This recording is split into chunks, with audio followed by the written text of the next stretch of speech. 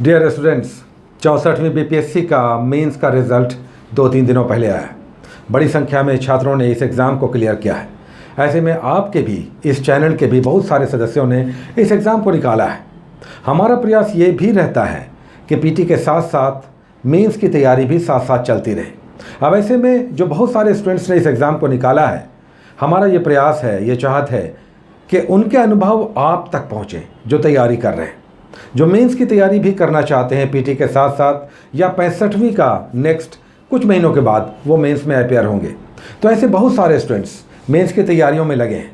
लेकिन ये मेंस की तैयारी इतना आसान भी नहीं होता, काफ़ी दिक्कतें आती हैं। नोट्स नहीं है, इंग्लिश हिंदी का मामला आ जाता है, जानकारी नहीं है, कंटेंट नहीं मिलता है, गाइडेंस नहीं है। तो आपके बीच से ही बहुत सारे लोग ऐसे हैं जो सफल हो रहे हैं, कामयाब हो रहे हैं। तो वो क्यों ना दूसरों के लिए भी रास्ते बनाएं। और इसी के तहत हमने आज से एक इनिशिएटिव लिया है कि जो हमारे चैनल के सदस्य हैं, जो किसी न किसी रूप से जुड़े रहे हैं, अपने अनुभव को साझा करना चाहते हैं।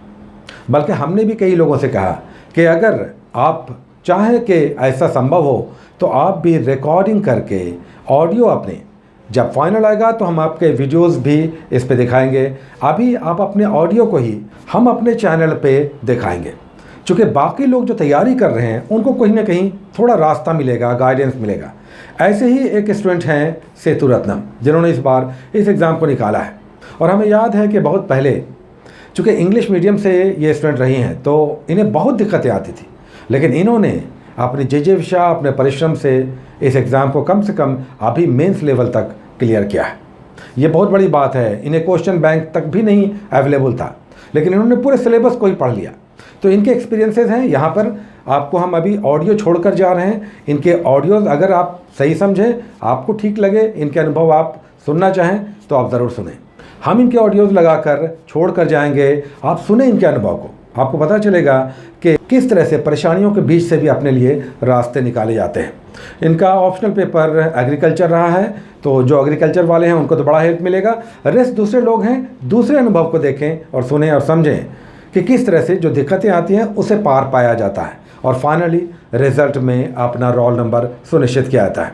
और रेस्ट जितने सारे लोग हैं जिन्होंने मेंस क्लियर कर लिया है, अगर इस वीडियो को आप देख रहे हैं, सुन रहे हैं, तो आप अपने भी अनुभव साझा कर सकते हैं ऑडियोज़ के थ्रू। आप वीडियोज़ भी भेज सकते हैं। 12 मिनट 15 मिनट के वीडियोज़ या ऑडियो जो भी संभव है आप भेजें। हमारा पता होगा gsmaster1973@gmail.com। हम यहाँ पे टाइप भी कर दे रहे हैं। आप इसे देखकर आप इस पर भेज सकते हैं अपने अनुभवों को। संभव होगा, सही लगेगा तो हम एडिटिंग के साथ तो हम ये शेयर करेंगे रेस्ट स्टूडेंट्स को। आपके अनुभव उन तक पहुंचने चाहिए, क्योंकि आपने इस बड़े एग्ज़ाम को निकाला है। इस लेवल तक भी निकालना बहुत बड़ी बात है। और क्या पता बस एक स्टेज के बाद आपका फाइनल इंटरव्यू बहुत अच्छा हो जाए और फिर फाइनल रिजल्ट आ जाए, एक बड़े अधिकारी बनकर आप राज्य और देश की सेवाएं करें। तो दूसरों के लिए भी आप उदाहरण हैं। तो अपने अनुभव आप साझा करें। अभी हम यहाँ पर सेतु रत्नम जी हैं, उनका ये ऑडियो हम छोड़कर जा रहे हैं। उन्होंने अपने स्तर पर अपने ऑडियोज़ को भेजा है। कहीं कहीं पर ऑडियो क्वालिटी थोड़ी उतनी अच्छी नहीं है, कान में लगाकर सुनेंगे तो ज़्यादा बेटर होगा। तो सुने आप इनके अनुभव को और देखें, संभव है कि कुछ ऐसे बहुत इंपॉर्टेंट बात जो आपके लिए बहुत काम का हो सकता है, आपको इस ऑडियो में मिल सकता है। तो इस ऑडियो के साथ आपको छोड़ते हुए लास्ट में यही कहेंगे कि कुछ ऐसी बातें ज़रूर यहाँ पर आपको मिल जाएंगी जो आपके लिए बड़े काम की होंगी। तो इस ऑडियो को आप सुने, अपना ध्यान रखें, स्टडी में जितना संभव हो टाइम डिवोट करें। इस एग्ज़ाम को निकालना है और निकालना है तो लगातार परिश्रम भी करते रहना है। Take care. नमस्ते दोस्तों, मेरा नाम सेतु है और मैंने बीपीएससी 64वीं का मेंस क्वालिफाई किया है। तो जीएस मास्टर सर जो हैं उन्होंने कहा था कि आपको ऑडियो बनाकर भेजिए ताकि बाकी लड़कियां और जो भी बच्चे हैं जो एग्ज़ाम देने वाले हैं, आने वाले जितने भी 66वें एग्ज़ाम और ये सब जितने भी आने वाले एग्ज़ाम्स हैं उनके लिए, बीपीएससी के लिए। तो अगस्त की शुरुआत में मैंने प्रिपरेशन स्टार्ट की थी और एग्ज़ाम होने वाला, मतलब पता नहीं था कि कब होगा, क्या होगा, कैसे होगा। यूजुअली बीपीएससी का पता नहीं होता है हमें कि डेट कब शेड्यूल कर रहे हैं, पर चूँकि सारे एग्ज़ाम्स बहुत जल्दी हो रहे थे तो इसकी उम्मीद थी कि जल्दी ही हो जाएगी। तो दिसंबर में इसका एग्ज़ाम हो गया था। तो प्रीलिम्स के लिए मैंने क्या किया था पहले कि मैंने प्रीवियस क्वेश्चन पेपर सारे पढ़ डाले, खंगाल डाले कि हाँ भाई कहाँ कहाँ से किस प्रकार के सवाल आते हैं, कैसे आते हैं। और बाकी मैंने जीएस मास्टर सर के वीडियोस देख डाले, एडिटेरिया के वीडियोस देख डाले। ये 2 चैनल मैंने मतलब रिलीजियसली फॉलो किया, बिल्कुल थॉरली फॉलो किया था। वो जो टॉपिक्स देते थे उनको पढ़ती थी, और उसके बाद उससे रिलेटेड क्वेश्चंस जो मैंने बनाए थे, और फिर उसको दोबारा से 3-4 बार रिपीट करना उन्हीं क्वेश्चंस को, ताकि उनसे कुछ अगर क्वेश्चन मुझे नहीं याद आ रहा है जो करंट के क्वेश्चंस हैं या फिर जो हमारे हिस्ट्री के क्वेश्चंस हैं। मैं बिल्कुल हार्ड कोर साइंस स्टूडेंट हूँ, तो हिस्ट्री, सिविक्स, पॉलिटी मेरे लिए बिल्कुल नया, बिल्कुल नेइव सब्जेक्ट्स थे। तो उन सब्जेक्ट्स के लिए काफ़ी सारे वीडियोस सर के भी अवेलेबल थे और एडिटेरिया पे भी अवेलेबल है। और मैंने इकोनॉमिक्स नहीं, मैंने पॉलिटी के लिए एक वीर तालियान करके सर हैं, उनका यूट्यूब चैनल फॉलो किया था। उन्होंने उसमें बहुत अच्छे से पॉलिटी समझाया है। तो और बाकी ऑब्जेक्टिव यहाँ से बनाए थे। तो एक तरह से मेरा प्रीलिम से मैं श्योर थी कि हाँ उसमें मेरे को सिलेक्शन हो जाएगा एंड ऑल दैट। तो फिर उसके बाद ये रिज़ल्ट आया बीपीएससी का, और खैर एग्ज़ाम सेंटर मेरा एएन कॉलेज पड़ा था, और उसके बाद एग्ज़ाम हो गया। मैंने टाइम लिमिट बिल्कुल देख के कि हाँ भाई, बाकी सभी जैसे कि अगर आप कोई भी क्वेश्चन बना रहे हैं यूट्यूब पे, कोई एक क्वेश्चन का वीडियोस है, तो वो अगर वहाँ स्पीड चेंज करने का भी आपके पास ऑप्शंस होता है, तो आप उस स्पीड को बढ़ा के 1.5 या 2 भी कर सकते हैं। तो हमेशा मैं उसे 1.5 पे ही रखती थी, ताकि उसके साथ मेरा उस क्वेश्चंस को जल्दी जल्दी पढ़ने का और जल्दी जल्दी उसे सॉल्व करने का, मेरा फास्ट चीज़ों को टैकल करने का आदत पड़ जाए। नहीं तो फिर एग्जामिनेशन हॉल में आप बैठते हैं और आप समय लेते हैं क्वेश्चन पढ़ने में, और फिर उसको टैकल करने में, फिर उसको प्रोसेसिंग करने में, तो बहुत टाइम लेता है। तो इसीलिए आप अपना स्पीड बढ़ाइए इस तरीके से। जैसे यूट्यूब पे क्वेश्चन, सर के क्वेश्चन है, वीडियो 10 मिनट का वीडियो है, तो उसको 7-7.5 मिनट में ही देख डालिए। वो एक स्पीड चेंज करने का ऑप्शन रहता है। वैसे वो एक चीज़ वो बहुत हेल्प किया मेरे को। और बाकी उसके बाद मैं, हाँ, जब प्रीलिम्स क्वालिफाई कर गए, मतलब मैं एग्ज़ाम दे के लिए गई थी, तो मुझे पता था कि मेरा हो जाएगा, मतलब जिस हिसाब एग्ज़ाम। तो मैंने सबसे पहले सिलेबस उठाया, और मैं सिलेबस का फोटोस्टेट मैंने करवा लिया। और उसके बाद मैंने टॉपिक वाइज सारे टॉपिक, अब ऐसा है कि जैसे जीएस में हिस्ट्री अलग है, और फिर आपको पेपर 1 अलग है, पेपर 2 अलग है, तो हर एक सब्जेक्ट वाइज आप अलग अलग नोटबुक बना ली। तो इससे ये होगा ना कि आपको मैटर जम्बल्ड नहीं होगा। और नोटबुक से उसको, जो आप नोटबुक में लिख रहे हैं उसके साथ ही एक extra white sheet, A4 size की शीट रखें। अगर आप नोटबुक में आप अपना मैटर लिख रहे हैं, जो भी आप यूट्यूब से देख करके, मेरे में प्रॉब्लम ये थी कि हम लोग के पास मैटर अवेलेबल नहीं था, पर पता था कि हाँ हाँ, मतलब चलो कुंवर सिंह है तो उनमें उनका जन्म स्थान आएगा, कहाँ से शुरू हुआ, कौन सा गांव था कि जहाँ पर कौन सी बटालियन थी जहाँ पे रिवोल्ट शुरू हुआ है, फिर दानापुर में रिवोल्ट शुरू हो गया, फिर वहाँ से कुंवर सिंह भी फिर मेन स्ट्रीम में आए, और चीज़ें ऐसे स्टार्ट हुई। तो ये आपको कहाँ मिलेगा? आप कुंवर सिंह जब विकिपीडिया पेज खोलेंगे तो आपको कुंवर सिंह के बारे में मिलेगा, लेकिन उसके नीचे जब आप जाइएगा सबसे स्क्रॉल करके, तो वहाँ पे रेफरेंसेस लिखा हुआ रहता है। तो चूंकि मैं खुद ही एक रिसर्च स्टूडेंट हूँ, तो मेरा रीडिंग हैबिट है, मैं पढ़ती तेज हूँ, तो उसमें ये था कि अब नीचे में हम रेफरेंसेस देखते हैं, तो आप रेफरेंसेस को क्लिक करके आगे पेजेस खोल दे सकते हैं कि हाँ, आप मान लो कि कोई चीज़ आपको समझ में नहीं आ रही है, क्योंकि ये बिल्कुल पॉइंट वाइज चीज़ें हैं, इसको इलाबोरेट कैसे करेंगे आप एग्जाम में? आपके पास कुछ तो मैटर होना चाहिए जो बाकी लोगों से अलग हो। मेरा मेंस एग्जाम उतना अच्छा नहीं हुआ था जितना मुझे उम्मीद थी, क्योंकि बहुत सारे टॉपिक्स उसमें नए नए थे। उसमें मैंने तो इनफैक्ट 2-3 क्वेश्चंस तो ऐसे थे जो मैंने अटेम्प्ट तो किए, मैंने अटेम्प्ट सारे क्वेश्चंस किए थे, मैं कोई भी क्वेश्चंस मैंने मेंस का छोड़ा नहीं था। तो मेरे पास कोई किसी सीनियर का कांटेक्ट नहीं था, और मैंने ये सब खुद से ही अरेंज किया था।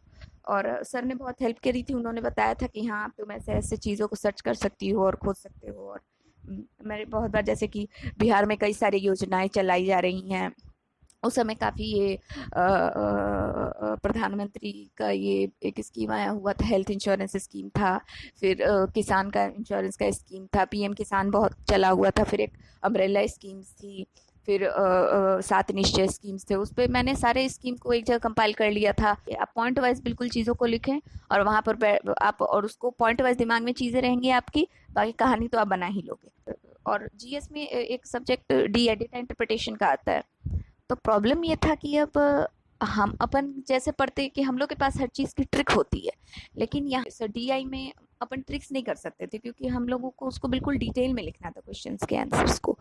तो मेरा उतना अच्छा नहीं गया था। मैंने क्वेश्चंस बनाए तो थे, और मेरा कैलकुलेटर भी था, वो छोटा सा था, तो फिर उस पर जल्दी काम ही नहीं हो पा रहा था मेरे से, क्योंकि एक प्रैक्टिस भी नहीं की थी उतनी अच्छे तरीके से, क्योंकि टाइम ही कम था। बिल्कुल 6 महीने के भीतर भीतर जुलाई में एग्ज़ाम हो गया था, और अपना ऑप्शनल भी पढ़ना था, तो फिर उसके लिए भी टाइम नहीं था। एनीवेज, तो मेरा एग्रीकल्चर ऑप्शनल रहा है, और चूंकि मेरा बैकग्राउंड ही एग्रीकल्चर का रहा, मैंने पीजी एग्रीकल्चर से किया और पीएचडी भी एग्रीकल्चर से कर रही है, तो फिर मेरा कहीं एक ना एक लिंक तो बना ही हुआ था मेरे सब्जेक्ट से। तो बस वो था कि हाँ, अगर आप एग्रीकल्चर का पूछ रहे हैं कि अगर आप एग्रीकल्चर प्रिपरेशन करना चाहते हैं तो आपको कौन कौन सी किस प्रकार के बुक्स और ये सब चाहिए, तो अरुण कात्यायन आप पढ़िए। Arun Katyayan is the best book ever written in the history of agriculture. Arun Katyayan 2 volume में आता है, वॉल्यूम 1 एंड वॉल्यूम 2। जब आप एग्रीकल्चर का प्रिपरेशन, आप एग्रीकल्चर या किसी भी ऑप्शनल का प्रिपरेशन कर रहे हैं, तो आप अपने आंख के सामने दो चीज़ें बिल्कुल रखिए। एक तो उसका सिलेबाई, क्योंकि बिना सिलेबस के बाहर कोई चीज़ नहीं पूछेगा, जो सिलेबस है उसी से पूछेगा। और सिलेबाई के साथ साथ आपको रखना प्रीवियस ईयर क्वेश्चंस। हमारे एग्रीकल्चर में प्रीवियस ईयर क्वेश्चंस मिलना इज़ लाइक बहुत मुश्किल है। मुझे तो मिला ही नहीं था एक भी क्वेश्चन पेपर, तो मुझे कोई आइडिया नहीं था कि किस तरीके से सवाल आते हैं और किस तरीके से। मैंने बस 2-3 बार पूरा बुक्स पढ़ के गई थी, और मुझे लग रहा था जहाँ से आएगा। मैं सिलेबस के हिसाब से मैंने कुछ कुछ एडिशन किया था, क्योंकि बिहार के एग्रीकल्चर से भी कोरिलेट करके पूछना है कि हाँ भाई, बिहार के एग्रीकल्चर यूनिवर्सिटीज़ क्या क्या वेराइटी निकाल रहे हैं, या फिर अगर वो किसी प्रकार का एक्सटेंशन वर्क कर रहे हैं तो उसको डिटेल में देना होता है। इस प्रकार से हमारे सब्जेक्ट का अलग है थोड़ा, और ये हर एक सब्जेक्ट का होता है, जो एप्लीकेटिव सब्जेक्ट्स होते हैं या जो ऐसे टेक्निकल सब्जेक्ट्स होते हैं उनका। बाकी हिस्ट्री और बाकी ज्योग्राफी टाइप के सब्जेक्ट्स में उतना तो कुछ नया ऐड नहीं होता है, पर हमारे एग्रीकल्चर में बहुत फ्रीक्वेंटली चीज़ें ऐड होती चली जाती हैं। तो मैंने 1 महीने पहले ही एग्रीकल्चर पढ़ना, 1 महीने तो क्या ही मैं बोलूँ, 20 दिन पहले मैंने एग्रीकल्चर पढ़ना शुरू किया था। तो उसके बाद फिर जुलाई में शायद एग्ज़ाम था, जुलाई 2019 में। तो मैंने एग्ज़ाम लिखा, और मेरा एग्ज़ाम बिल्कुल मैं जितना पढ़ के गई थी, और मैं जो जो पढ़ के गई थी, मुझे बिल्कुल मैं उतना लिख नहीं पाई, क्योंकि बिल्कुल दिमाग में सब कुछ मिक्सअप हो गया था और इतना डर लग रहा था। तो इस तरह से मेंस का भी पेपर लिखा गया, पर मुझे उम्मीद नहीं थी कि होगा। मुझे बस लग रहा था कि लिस्ट में आ जाएंगे, और मुझे अभी भी नहीं लगता कि मुझे इतने मार्क्स आए हैं। वो तो सर बोल रहे कि हाँ भाई तुम ऑडियो बना के भेजो, तो मैं भेज रही हूँ, लेकिन मुझे उम्मीद नहीं है उतने मार्क्स मुझे आए होंगे या फिर कुछ। एनीवेज, तो अब देखिए कि आपको कौन कौन से यूट्यूब चैनल्स फॉलो करने हैं। आपकी इच्छा है, आपको जिसमें सही लगता है। इंग्लिश वालों के लिए मैं बताऊंगी, हिंदी वालों के लिए तो खैर बहुत सारे चैनल अवेलेबल हैं बीपीएससी के लिए, पर इंग्लिश वालों के लिए आप study IQ, only IAS for, फिर स्टडी फॉर सिविल सर्विसेज, ये सब बिल्कुल सब्सक्राइब कर लीजिए, ये बिल्कुल बहुत ज़रूरी हैं। और जैसा मैंने बताया था कि ये पॉलिटी के लिए आप वीर तालियान का फॉलो कीजिए, उन्होंने बहुत अच्छा पॉलिटी पढ़ाया है। और फिर आप अपने फ़ोन में कुछ कुछ ये रख सकते हैं ऐप्स, जैसे क्रैक एग्ज़ाम होता है। टेलीग्राम रखिए, टेलीग्राम में आपको बहुत सारा मैटर जो PDF फॉर्मेट में मिल जाएगा, आपको बुक्स मिल जाएंगी, हर चीज़ अवेलेबल करवा सकते हैं। बहुत सारे ऐसे चैनल्स हैं BPSC के लिए बने हुए भी हैं कुछ। और एक विजन IAS का मैं बिल्कुल बोलूँगी, जो इंग्लिश में प्रिपरेशन कर रहे हैं, कि भाई आप विजन IAS का ऐप डाउनलोड करके इंस्टॉल कर लीजिए। हमेशा उसके आए PDF को स्क्रॉल करते रहिए, तो और फिर उसको फिर आप रिवाइज करने के लिए, जब आपके फ़ोन में, जैसे मैं अपने फ़ोन में रिकॉर्डिंग कर रही हूँ, मेरे फ़ोन में बहुत सारे रिकॉर्डिंग्स पड़े हुए, मेरे मौर्य काल के, पाल काल के, पॉइंट वाइज बिल्कुल हर एक चीज़ें मैंने खुद ही रिकॉर्ड करके अपने वॉइस में रखी हैं। तो जैसे ही मुझे समय मिलता था, तो मैं उन रिकॉर्डिंग्स को चला लेती थी, कि जैसे आप खाना खा रहे हैं या फिर कुछ ऐसे वैसे काम कर रहे हैं जिसमें आपका श्रम लग रहा है, आपकी मेहनत लग रही है, लेकिन आप काम भी हो जाएगा और आप इधर सुन भी लोगे। तो ये रिकॉर्डिंग्स बहुत बहुत हेल्पफुल होती हैं, क्योंकि ये आवाज़ आपके खुद के होती है, आपके दिमाग में चलती रहती है, तो ये आपको बहुत प्रॉफिट करती है। मैंने कहीं भी कोई कोचिंग नहीं ली थी, और कहीं भी कोई नहीं किया था, बिल्कुल मैंने यूट्यूब चैनल से और नेट पे अवेलेबल सारे डिटेल जो निकाले थे। और मैं बिहार के बहुत सारे गवर्नमेंट साइट्स पे गई थी, कि हाँ भाई वहाँ पे कौन कौन से स्कीम्स चल रहे हैं, उससे रिलेटेड कोई इन्फॉर्मेशन चाहिए तो वो लेने के लिए मैंने निकाला था। इस तरीके से मैंने प्रिपरेशन करी थी।